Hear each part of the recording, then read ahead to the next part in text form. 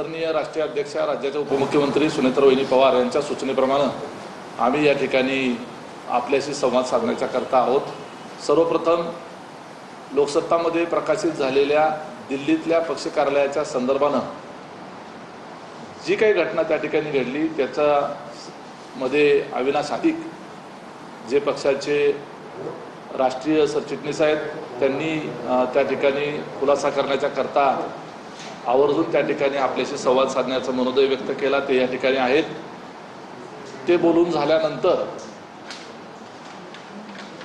इतर जे वेगवेगळे विषय आहेत ज्याच्यामध्ये वर्किंग कमिटी आणि ऑफिस बेअरर कमिटी ह्या ज्या दोन लिस्ट निवडणूक आयोगाकडे देण्यात आलेल्या आहेत आणि त्याच्या संदर्भाने आदरणीय प्रफुल्लभाई असतील, आदरणीय तटकरे साहेब असतील यांच्या बाबतीमध्ये त्यांच्या पदाचा उल्लेख असणं नसणं याच्या संदर्भाने ज्या वेगवेगळ्या चर्चा होत आहेत त्याच्या बाबतीमध्ये रोहित पवार जे काही बोललेले आहेत 22 आमदार संपर्कात आहेत किंवा ते असं करतील तसं करतील या बाबतीमध्ये ते जे काही बोललेले आहेत आनंद परांजपेचं त्यामध्ये झालेलं पक्षांतर आणि त्याचप्रमाणे दिल्लीच्या पार्टी ऑफिसच्या संदर्भात अविनाश आदिक बोलतील आणि पवार साहेबांची आणि तटकरे साहेबांची भेट झालेली आहे या बाबतीमध्ये मी नंतर बोलेन। अगोदर मी अविनाश आदिक यांना विनंती करतो या ठिकाणी संजयजी तटकरे आणि लतीफ तांबोळी हे पक्षाचे जनरल सेक्रेटरी प्रवक्ते या ठिकाणी उपस्थित आहेत। धन्यवाद। अविनाशजी, काल मी पक्षाच्या दिल्लीच्या आमच्या मुख्य कार्यालयाला भेट द्यायला गेलो होतो आणि त्या बाबतीत एक बातमी आजच्या लोकसत्तेमध्ये आली त्याचं थोडं विस्तारानं आपल्याला विश्लेषण करता यावं म्हणून मी आपल्याला भेटण्याकरता आज आपल्या समोरच आहे। आपल्यापैकी काहींना कल्पना असेल की ज्या वेळेला कैलासवासी अजितदादा पक्षाचे राष्ट्रीय अध्यक्ष होते त्याही राष्ट्रीय कार्यकारिणीमध्ये मी सरचिटणीस होतो आणि माझ्याकडे विशेष जबाबदारी प्रफुल्लभाईंनी आणि दादांनी दिल्लीच्या कार्यालयाची दिली होती। नियमित मी आठवड्यातून 2 दिवस कधी 3 दिवस दिल्लीत मुक्कामी असायचो आणि पक्ष कार्यालयाशी संबंधित जी काही कामं असतील कार्यकर्ते जे येत होते पदाधिकारी जे येत होते त्यांच्याशी मी संपर्कात होतो। मधल्या काळामध्ये आपल्या सगळ्यांना ज्ञात आहे की स्थानिक स्वराज्य संस्थेच्या निवडणुका लागल्या आणि मधल्या काळात अजितदादांचं दुर्दैवी अपघाती निधनही झालं। या सगळ्या प्रक्रियेमुळे ऑक्टोबर महिन्यापासून तर कालपर्यंत मी दिल्ली कार्यालयाला भेट दिलेलीच नव्हती। आता नव्याने झालेल्या कार्यकारिणीमध्ये जरी कागदी उल्लेख माझा राष्ट्रीय सचिव म्हणून असला तरी तो देखील काही दिवसात त्याच्यात तुम्हाला बदल जाणवेल।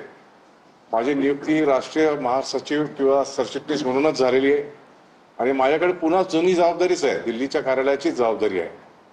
त्याचा भाग म्हणून मी काल पहिल्यांदा दिल्लीच्या कार्यालयात गेलो। तिथे गेल्यानंतर जे जे कार्यालयामध्ये पदाधिकारी उपस्थित होते कार्यकर्ते उपस्थित होते त्यांना मी भेटलो, त्यांच्याशी चर्चा केली।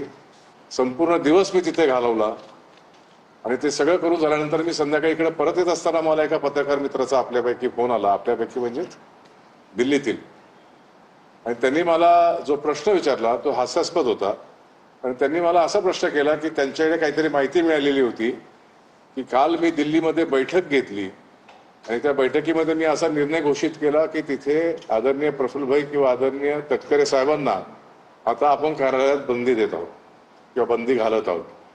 हे हास्यास्पद आहे। तर तुम्ही कुठलीही यादी काढून पहा, हे पक्षाचे सर्वोच्च नेते आहेत, आज नाही तर अनेक वर्षांपासून आहेत आणि ते मला सिनियर आहेत हे मी सांगण्याची गरज नाही। वयानं तर आहेतच, मानानं आहेत, पदानं आहेत, सर्वार्थानं आहेत आणि त्यामुळे कुणीतरी खोचक कृतीनं ही बातमी लीक केली किंवा त्यांना सांगितली आणि त्या पत्रकार मित्रांनी ती मला विचारली। मी त्यांना एवढंच म्हटलं की ते खूप सिनियर लोक आहेत, पक्षाचे वरिष्ठ नेते आहेत, सर्वोच्च नेते आहेत, त्यांच्या बाबतीत कार्यकारिणीमध्ये देखील उल्लेख एकाचा राज्यसभेचे नेते म्हणून आणि एकाचा लोकसभेचे नेते म्हणून असं झालेलं आहे। पुढे अजून काय होईल मला माहित नाही, परंतु ते पक्षाच्या कार्यकारिणीचे सदस्य आहेत। पूर्वीपासूनची परंपरा अशी होती की दिल्लीच्या कार्यालयामध्ये जागा सीमित असल्यामुळे अध्यक्षांचं जे चेंबर असतं त्याच चेंबरमध्ये प्रफुल्लभाई बसायचे, त्याच चेंबरमध्ये कधी तटकरे साहेब आले तर बसायचे आणि पुढेही आता वहिनी अध्यक्ष आहेत, पण कधी जर तशी परिस्थिती उद्भवली की प्रफुल्लभाई आले कार्यालयात किंवा तटकरे साहेब आले तर त्यांचं बसण्याचं ठिकाण तेच असणार आहे।